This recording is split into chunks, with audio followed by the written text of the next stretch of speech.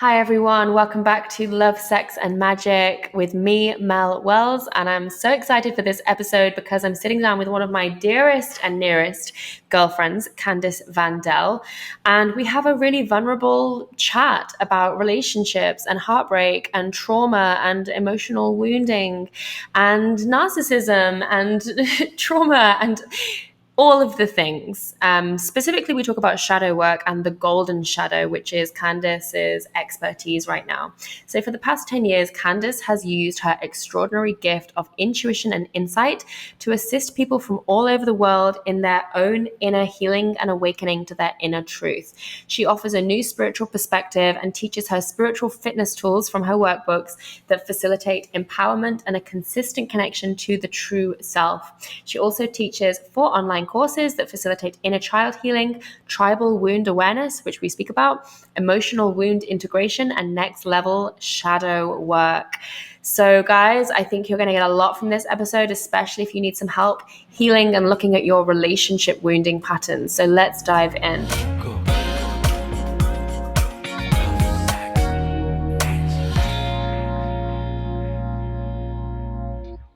Candace, thank you so much for being here and being my guest on Love, Sex and Magic.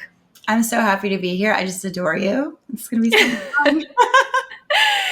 Oh, I'm so excited for this. This has been a long time coming, and we were just reminiscing before we hit record on like how we met all these many years ago. And yeah, it was like many beautiful friendships in my life through Instagram. And can you recall how this occurred? You Yeah. reached out to me, right? I did. I think it was, it must have been like 8 years ago or something. It must have been. I had just written a book and you popped up in my Instagram like, oh, this chick looks cool. You were blonde. You looked totally different at the time. You were like all bubbly, talking about food and nutrition back then. And I thought she knows what she's talking about. And you were talking about wanting to publish your book with Hay House. And I reached out over DM, which is one of the first times I probably ever did that. I just felt really comfortable with you. And I reached out and I said, hey, what are the steps? And you're like, oh, let me give you this download on publishing a book. And this is what you do. And I'm like, what? It was so helpful. And that was the beginning. And then we had an Instagram friendship. Yeah. Which is so unusual. Like that is so unusual. And I obviously get just tons of messages like all the time. And for some reason, we just had this insane sister connection. And then we hung out and spent a bunch of time together in LA and recently reconnected.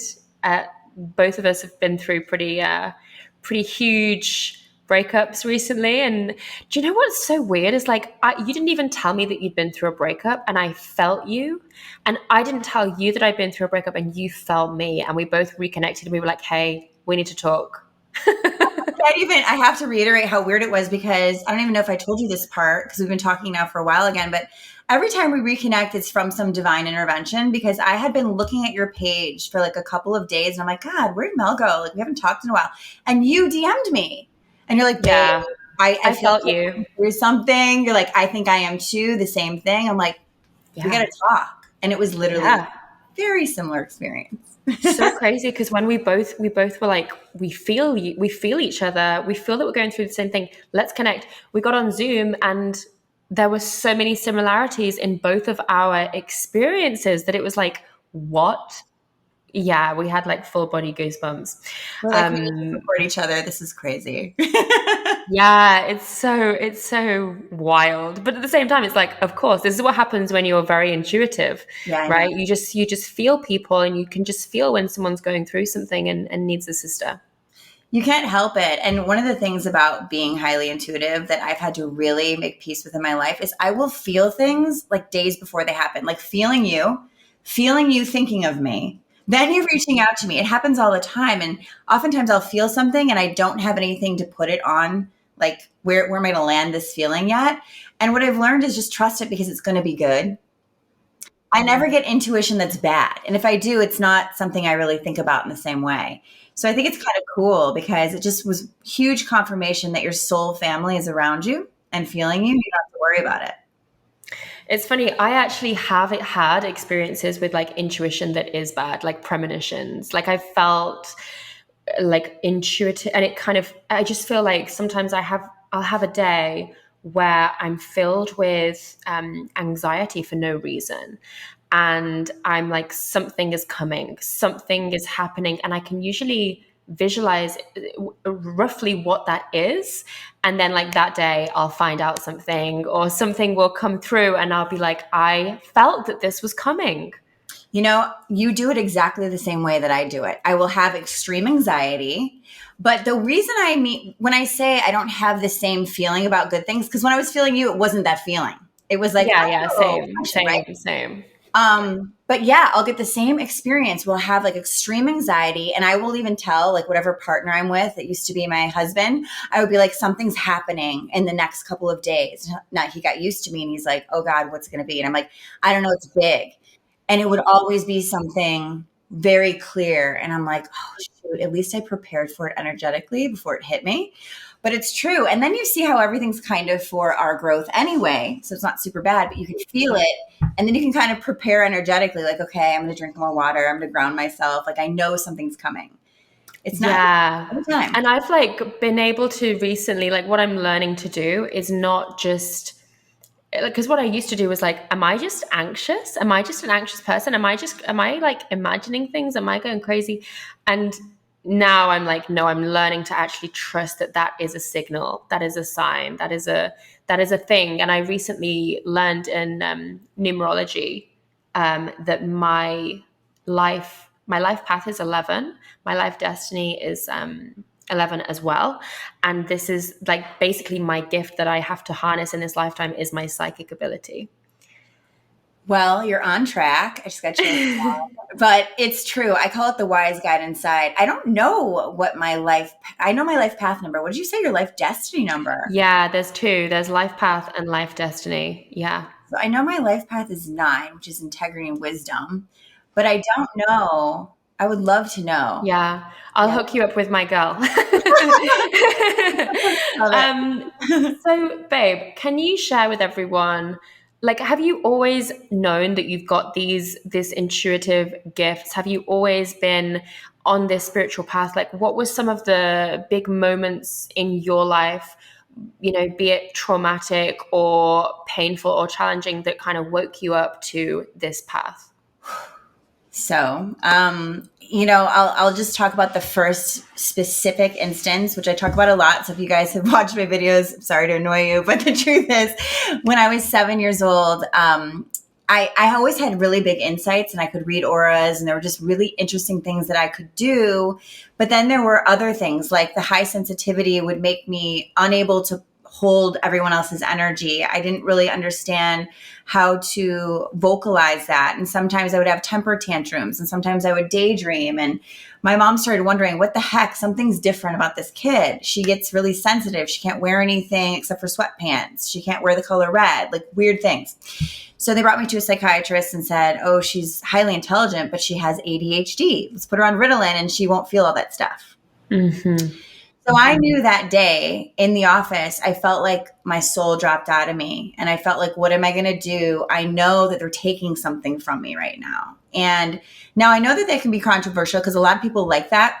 They like having the medication that helps them focus. It didn't do that for me. For me, it made me feel numb. It made me feel insecure and doubt what this was that I felt. It made me feel like they were taking my life force in a way. And I don't blame anyone for it because that's what they thought was right to do at the time. But that was the first time that I started dropping into this experience of what's going on here at that age. And they would take me off the drugs in the summer so I could grow because it was stunting my growth a lot. And during the summer, I would just excel and I'd have really just an amazing time. And then back to school and I'd be like, uh-oh, time to be drugged. But that was the first thing. And then as a teenager, when my parents got divorced, my dad started dating this healer. And this woman, I'll never forget, she came to me, she said, there's nothing wrong with you. You're a healer. You're gifted.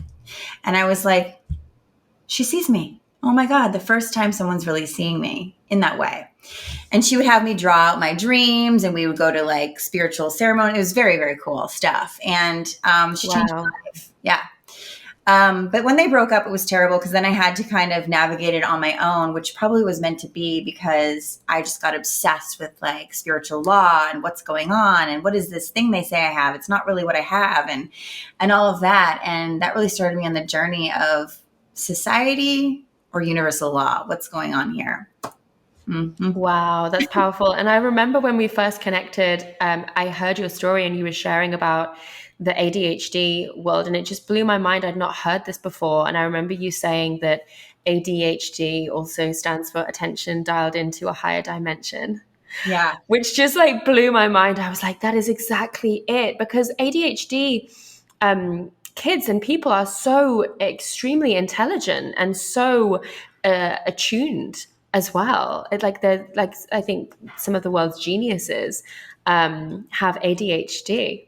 Yeah, I will say there's this video I watched from Abraham Hicks many years ago. Actually, probably right when you came to visit me in Malibu, I was watching this video. I remember standing in my kitchen, and she was talking about it. And Abraham, said exactly what I had felt since I was a child, that these children are born very dialed into their own insight and intuition. And when they're pulled off of alignment, they freak out. It feels very weird. It feels scary. Like, for instance, one of my gifts obviously is spirituality and healing, and they don't have that in school. So when I'm forced to be in school and do things that do not cater to what I feel I'm really here to do and what I really want to do, it creates a disconnect and discord. And if we can just have specialized classes instead of special ed classes, right?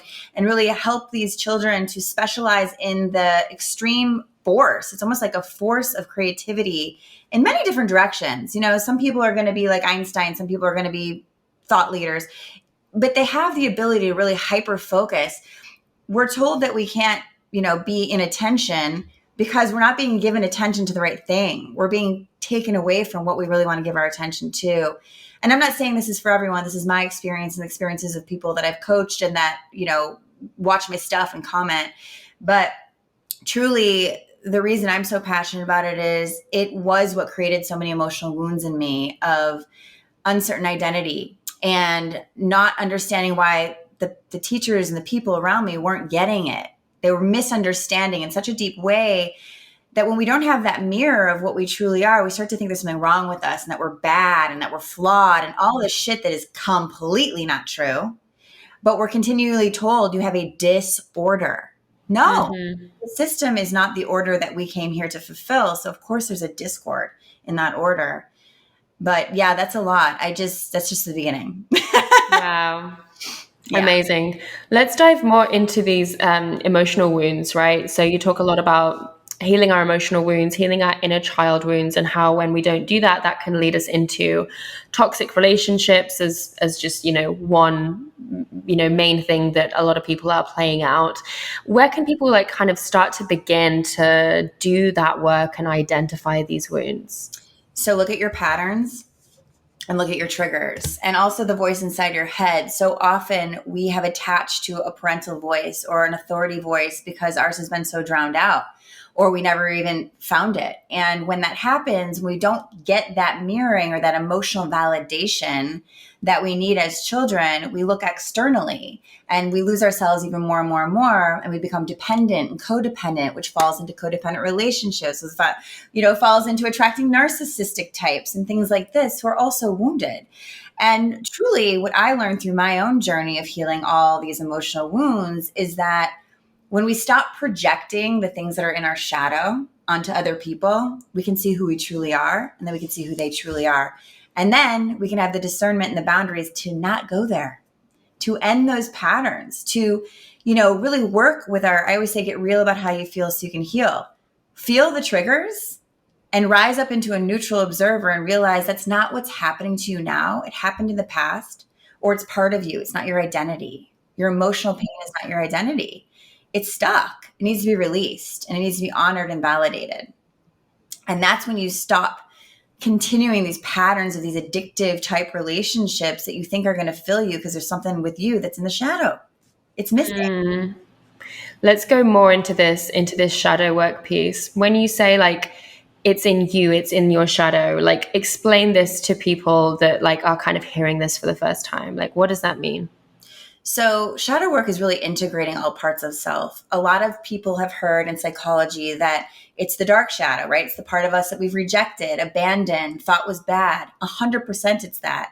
But once I did all of that shadow work, I realized there was a golden shadow, the part of me that I was afraid to own, the power, the part that was gifted, the part that did experience joy and was shiny. And, it's really scary for us to think that we're not wounded when we've been identifying with that for so long. And really what happens with that is you'll notice what kind of people you're jealous of, what kind of people inspire you, what kind of people annoy you.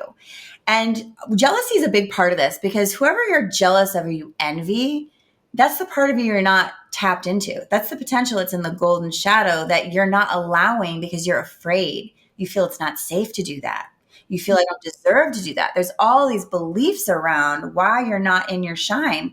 And I'm going to guarantee most people listening to this have something in them saying that's not safe. Or I don't even know what that is. Or, well, I don't know what would happen if I did that. If I didn't control things, I just surrendered to trusting myself. Oh my God, what would happen? Exactly. And how would you say that that kind of can show up in relationships, let's say, like relational patterns that people keep playing out? Oh, I can tell you all about that. So one very dear, close to my heart pattern that I used to have was I used to project my power onto men and date powerful men because it wasn't safe for me to be in my power as a child, right? I was, Ritalin, all that stuff. Don't be so, I was very strong-willed. So instead of owning that, I would project it so I could feel it, right? If it's not in me, it's in you, so we can be whole when we're together, codependent. Right? So I would date these powerful men. And when I got to the point of really integrating my golden shadow, because it started hurting me, and it started feeling like, I just want to be me. I just want to be me. Like the more inner work you do, the more you're like, I can't deny that this is just who I am. And when I started realizing all these things that I had maybe dimmed down or, just ignored, and I started feeling safe to be these beautiful things, I started seeing myself as I was. I started seeing the partners, let's say, as they are. And then when you become your own safety and your own power, you're like, okay, now that I'm there and I don't need anything outside of me, what do I actually want? And that's when life starts to change, because all this alignment starts happening. You're like, shit, I have to get rid of my safety zones to be my own safety. Am I courageous enough or willing to do that? Can I do it on my own? Can I love myself enough? Can I just be what I'm here to be? Is that enough? Is that going to work? All those questions. And for me, I was like, yeah, let's just do it. I'd been through enough loss where there was nothing to lose. And I said, yeah, let's just do it.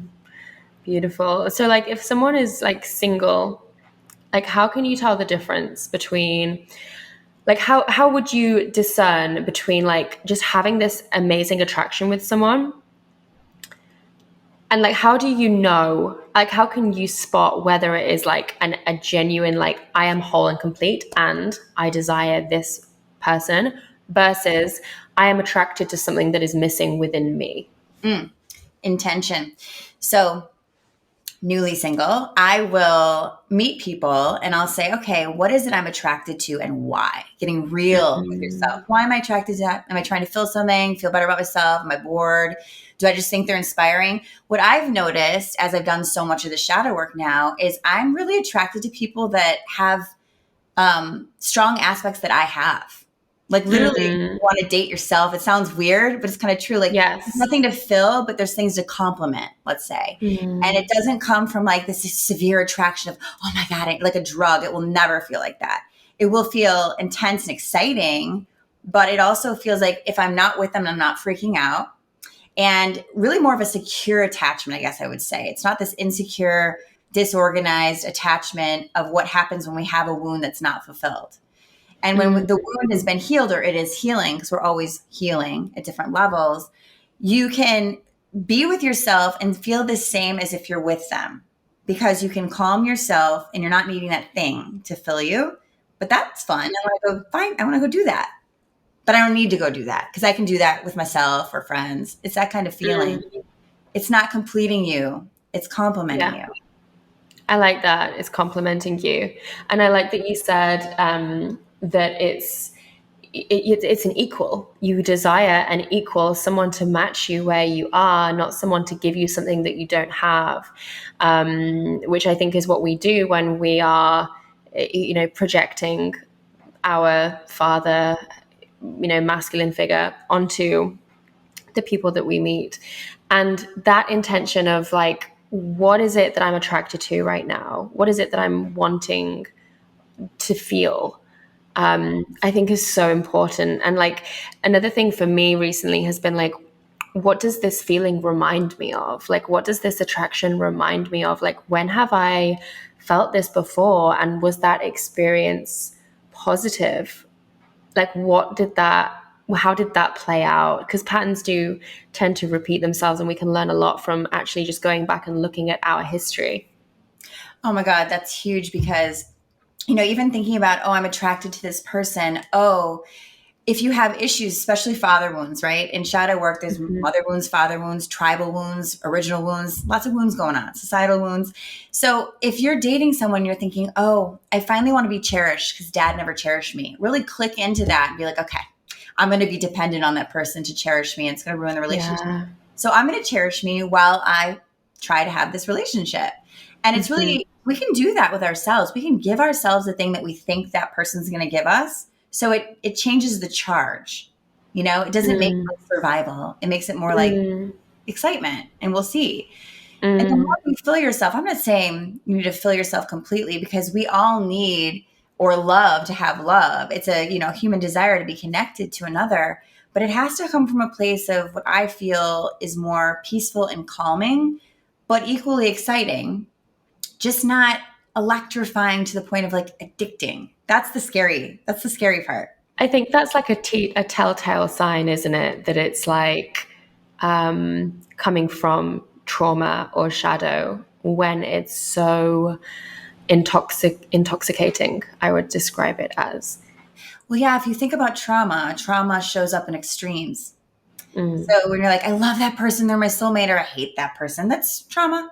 You kind of want to be like, that person's lovely. That's me. Yeah. Right? It's a different feeling in your gut. I'm just curious to know what you think about when people say opposites attract. Because actually, like when you've just said, you end up desiring someone that has the same qualities as you. Would you say then that the old kind of thing that people say of like opposites attract, that is because people are desiring something that they don't have, that they haven't fulfilled within themselves, that they haven't learned how to be in with themselves yet? Do you know what I'm saying? I know exactly what you're saying, but I think differently about it. So I'll give you an example. I'm pretty feminine, I would say, but I have a masculine side, right? I'm a business owner. I'm driven, but I like being in my feminine a lot. And therefore I love men who are extremely masculine. I like a guy who is like a man's man, who like handles shit. I just do. And it surprises some people. They think I'd want it like a highly sensitive person. No, I need someone in touch with their emotions, but I want a manly man. And that's because I don't want to have to be the man. So in a way that's opposite of the way that I'd like to be. But I think when they say opposites attract, like the part that gets scary is if someone's like, I want someone really left brain because I'm right brain. Then it's like, what part of you do you think that you don't have? Right. That's what I meant. Yeah. Like when there's two people that are like so completely different from each other, but they work together. That's because they complete each other. Fascinating. Ooh, okay, love this. I want to talk more about, you mentioned tribal wounds. Can you speak more about tribal wounds? Like, what is that? How does that show up? So I really talk about things that I see throughout the years of my work that, people can call it whatever they want. For me, I call it tribal wounds because I see this very specific emotional pattern in all the clients probably I've ever seen, including myself, which is if you're codependent, so is your mom and so is her mom. If you have abandonment wounds, so does your mom, so does her mom. Like the thing about it is something isn't going to happen to you unless it happened to them. If they healed it, it wouldn't be something you need to come here to heal as a light worker, let's say. So in my shadow work course, the last piece of it, there's a bonus section called why did this all have to happen? And a little piece of the answer there is because you're the one to heal it for the tribe. And what happens is Every single person that works with me is like, yeah, right, it's not going to happen. And then they're like, holy shit, it happened. When you start to really heal yourself, and I mean really heal to a level, you'll start to notice your family dynamic shifting. People don't believe it. No, my mom will never change. Don't worry about your mom. Worry about you and your mother wound, and your mom will change. And what's interesting, if you really think about it, is when your role changes, the whole system needs to shift because it's not going to work the same no matter what. And that's really healing those tribal wounds, is realizing also there's this thing I like to call projected shadow. A lot of highly sensitive people will take on the shadow of their parents, and they don't realize that they are having toxic shame because one of the parents did not heal their shame. That's a trauma. And so if we take that on and don't realize it's not ours, but it is part of our journey, it makes it a lot easier. If we don't realize that, we get, oh my God, depressed and repressed and like, why do I have all this pain? Because they've tossed it onto you. And it's time Right. to give it back with a lot of boundaries and self-awareness. So true. I mean, I've really experienced in the last couple years that generational healing of like me starting, and like I've been on this path for like, 8 or 9 years now. And, my family have kind of got it, but not really, like I've bought the books and sent them podcast links and bought Tony Robbins tickets and no one's gone and things like that. Until last year, COVID hit, everyone started having spiritual awakenings. Yeah. Yeah. My mum was one of those people, and suddenly now she's on a path and she's healing and she's working with stuff, and we can have conversations that we weren't able to have before. Then my stepdad follows. Now he's like, it's all, and I've not pushed it, I've not forced it. It's just, I've just let it happen. But one of the things that I've started doing when I experience a pattern or trauma, or I recognize something within myself, one of the first things that I'll do now is I'll go to my mum and say, is this something that you've experienced? Or did you experience this in your relationship with my dad? Because my dad passed away. So I can't directly speak to him right now. But often if I experience something in relationships, or if I'm like attracted to the same kind of person, I will go to my mum and be like, hey mum, did dad do this kind of thing? Was this a pattern in your relationship? 9 times out of 10, yes. And I didn't remember, I didn't have visceral memories of seeing that as a child, but it got absorbed somehow. Oh yeah, absolutely. It's the emotional imprint. Truly. Yes. Before the age of 8, we have an emotional imprint where we start feeling what emotion is going on in the home, what's happening. And I see the same exact thing. Actually, my mother and I had this huge awakening about 4 or 5 years ago as well. And it's when I did a lot of clearing of the dark shadow. It was crazy. And now I would consider her one of my best friends. And we were talking the other day about abandonment, because I was telling her about the father wound section in my course. And she's like, because my father has not been in my life for a decade. And I actually think it's a gift, because I think if he was, I wouldn't have gone as far as I did or healed as deep as I have. But I told her, I said, it was really gnarly to have the whole family abandon us when there was a divorce. She goes, well, my whole family abandoned me too. And I was like, I did. Of course, yeah. I did. Wow. Yeah. For different reasons, but similar, very, very similar.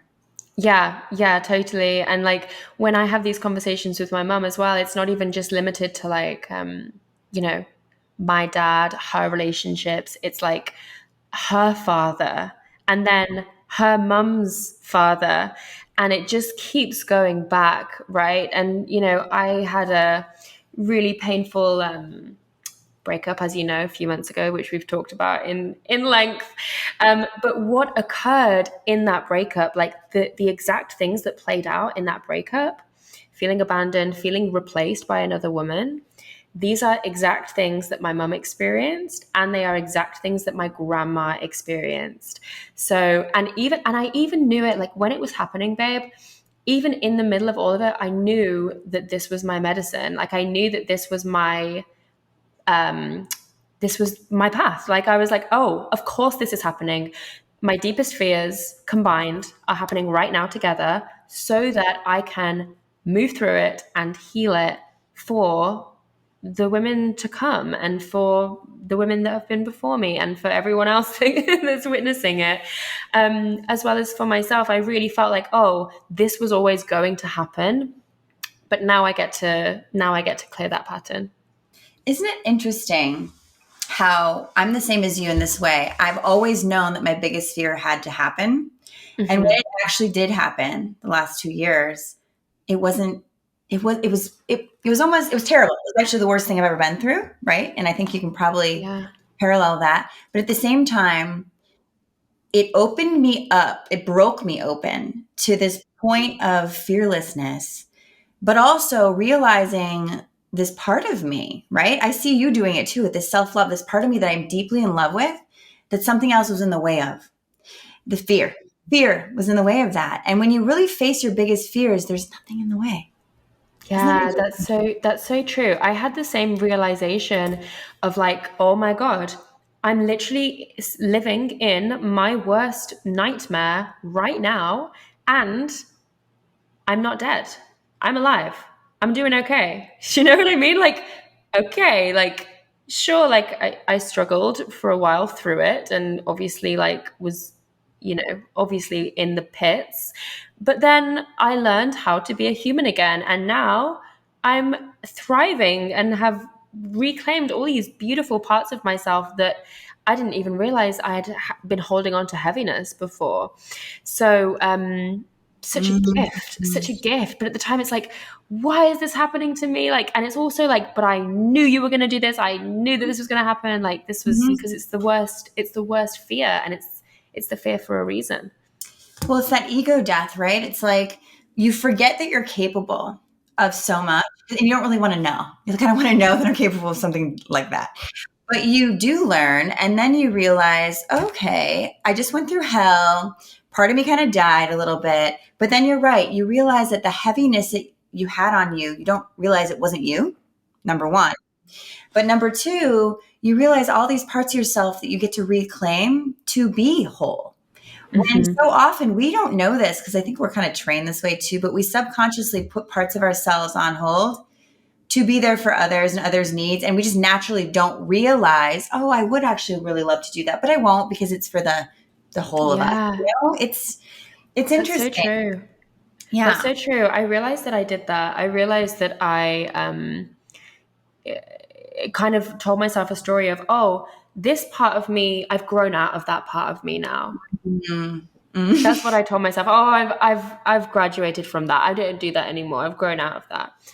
And now I'm like, oh no, that's definitely a part of me still. Like I wasn't ready to give that up, but I did for the sake of the relationship. Yeah. Yeah. Well, that's interesting you say that, which I totally agree. I think also we do things to keep safe because we don't realize we're totally safe within. And so we're like, yeah, I'll give that up so the relationship is safe. And what we don't realize is the most safe relationship is where you don't have to compromise what you are, who you are. Yes. You're like doing, it really has to be this radical acceptance of self. And then you start to attract someone who radically accepts you. I've noticed that as well. Where when we don't have, like, I think back to 10 years ago, when I wasn't totally in radical self-acceptance, I really needed someone around me to do it for me. And then I realized, wait a minute, that doesn't feel like what I want to feel, right? So we truly have to do it for ourselves. And when we do it for ourselves, which we're afraid to because things might change, it's actually the thing you always wanted anyway. So there is no fear, right? In the right relationship, there's no fear of losing someone. There's no fear of like not being enough. There's nothing because you're already you and you refuse to not be you. Unapologetic. I want to go back to what you said earlier in this conversation as well about like how when you want to meet someone where it's like, oh, they're lovely, rather than like this insane attraction. Can you speak more about that? Because I imagine there's people listening that like have only ever been able to entertain partners where there is that like intense attraction, and everything else seems boring. Oh my gosh. Do you know how many women come to me and they're like, Candace, I don't even know what healthy relationships look like or feel like. And I'm like, oh, I get it. But and it is true because we think it's got to be, look at like fairy tales and look at love stories on TV. Well, Mhm. fairy tales escape you, right? It's Yeah. escapism. It escapes you from your pain. So what do you want? Extreme. You want that intense, crazy stuff so that you don't have to feel what's really going on, which is maybe you're bored or maybe you're scared or whatever it is. Or maybe you just want something to try that's new. But the thing is that, and I've noticed this in my past, I remember this one interaction where it was intense and it was like so exciting. And I caught myself and I was like, stop, Candace. I know too much about this. Well, not but like 2 days later, this guy did some crazy thing. And I'm like, oh, narcissistic. Got it. Awesome. And I was like, not talking ever again. But most women are like, they don't know what that looks like. They've had a Mm. father like that, or their mother was into that, or whatever. They don't know what it looks like. They don't know the signs of someone who's about to gaslight you, or about to ghost you, or about to do crazy things.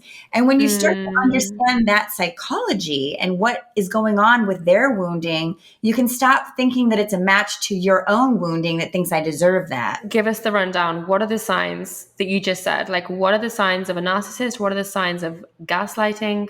Go on. So it can get tricky because narcissists can be really, really good at love bombing for a really long time until they don't. And so what really happens is they love bomb you, but I can see like very specific little things, like little red flags that they don't know they're giving, where I'll be like, ooh, that felt selfish. Like my inner guidance is totally wired to narcissists. So I'm like, oh, they're selfish, or that's weird. He didn't call me back when he said he would. Or that you stop questioning yourself and you start realizing, oh, that felt weird. And you question them. And if they can't handle your question, so like, what are you talking about? That's gaslighting. That didn't happen. Of course I called you back. No, you actually didn't. You got to get gnarly. Women, men, you got to get gnarly and be like, no, you actually didn't do that. And they may say you're annoying and all those things. This is why I have to do the inner work, because you know you're not annoying. You know what you deserve. You know that that's not it. And you think it's strange. And for instance, if someone comes on really strong, really fast, who else are they doing that to at the same time? Why do they need to fill themselves so quickly? You know, it should be a slow burn. Sometimes it's really quick and then it slows down because it's comfortable. And what I tell a lot of people is get emotional intimacy first. Get really intimate with your own emotions so you can feel stuff and trust what you feel. And then do not share shit with that person until you can trust them emotionally. It takes time to build that emotional trust, but those of us who are kind of like diehard romantics, we're like, that's my husband. That's my wife. Totally. I They're, agree. I agree. Like, I think it's not good to share like all of your feelings with someone straight away. And, you know, in my experience as well, if you are dealing with someone who does have those traits, they can actually use that against you, oh yeah, you 100%. know? And I think one of the worst feelings that I've ever experienced is like having my intuition gaslit. And I've experienced this several times of like, you're crazy, you're imagining things like that didn't happen. And I'm like, I know that I'm right. My body tells me this is my intuition. Stop gaslighting my intuition. Like, I know what I feel and I know that I'm not crazy. And then later on, what do you know? Obviously, I was right. Obviously, my intuition was spot on. And they have to go, oh, yeah. But Right. looking at the bigger picture, what you told me at the beginning is that your life, what is it, destiny, is to really hone in on your intuition. So these are perfect lessons for like major love lessons, really, because that's the hardest thing is like heart stuff, right? So this is perfect for you to like build to the next level. Thank you. Thank you guys. You know, it's really building to be like, boom, I was right. And then the next time you're never going to even think twice. You'll be like, oh, I know the type I'm attracting because of this being my lesson, not my wounding. This is your lesson to get stronger and stronger and stronger to be like, one of those. Exactly. Mm-hmm. Exactly. And not Mm. letting it reflect anything on you, because the only thing it's reflecting in you is you're in training for this huge hardcore intuition that you're Yeah. strengthening. Yeah. I feel that stronger and stronger each day. Oh, I adore you, babe. You're such a sister. I really, really appreciate you. So, three questions that I love to ask every guest that come on the show. The first one is, what is one thing that you are loving right now? Loving right now. Mm-hmm. Ooh. I am loving how the planet is waking up. It is so Yes. Yes. I gotta tell you, I'm so excited every day. I look at my DMs and like people send me all this stuff about like just awakening. And I'm like, yes, people are becoming more of what I've felt my whole life. Like you start to realize that everyone is like a family member. You start to notice, oh God, I'm not alone. And my tribe is around me. It's so exciting right now. It really is. Yes, I love that. Same. Such an honor to be here at this time. Isn't it? Wow. I know. Okay, what is one thing that turns you on? My career, my purpose. I literally could not be more excited, blessed, and grateful to do the work that I do in the world. It really makes me cry thinking about it. Oh, Mhm. that's so beautiful. I really feel that Literally. from you as well. Oh, babe. Okay, and when was the last time you experienced magic? Oof, that's a great question. I experienced magic when I was in Wyoming last month. It was crazy. I felt divinely guided to go on this trip for no reason. And I knew I was going to meet some special people. And I started having these incredible conversations with these strangers. And I was like, I felt like God dropped in and I was like total alignment. And since that moment, it's like this love and trust just grew and grew and grew. And I was like, this is the future. This is what's going to happen. As we all awaken, we're going to be like, I recognize you as a soul. I mean, it was so exciting. I can't even really put it into words, but divine moments. Mm-hmm. Beautiful. Oh, I love that. And I love you so much. Thank you so much for this magical conversation. Where can everyone come and get to know you more, watch your content, come and enroll in your course? Well, thank you for having me. The easiest thing is to go to CandaceVanDell.com. On YouTube, it's Candace Van Dell. On Instagram, it's Candace Van Dell. My courses are all on my front page of my website. So I try to make it really easy for people just to navigate and see what they want to look through. And we are enrolling now. So if anyone is interested in that or my monthly membership for highly sensitive people, it's all right there for you to check out. Beautiful. Thank you so much. And we're going to head into my membership now and answer a couple questions from our goddesses, which I'm so excited about. But for everyone else, thank you so, so much.